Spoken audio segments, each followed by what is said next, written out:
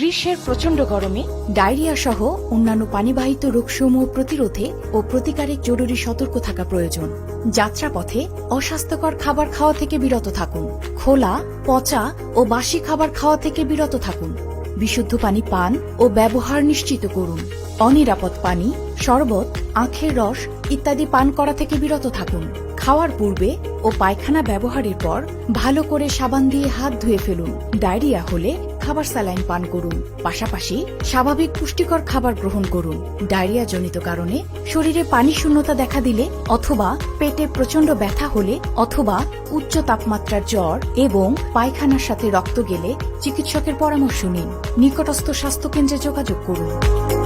জনসচেতনতায় lifestyle, health education and promotion, স্বাস্থ্য শিক্ষা bureau, স্বাস্থ্য অধিদপ্তর, স্বাস্থ্য সেবা বিভাগ, স্বাস্থ্য ও পরিবার কল্যাণ মন্ত্রণালয়।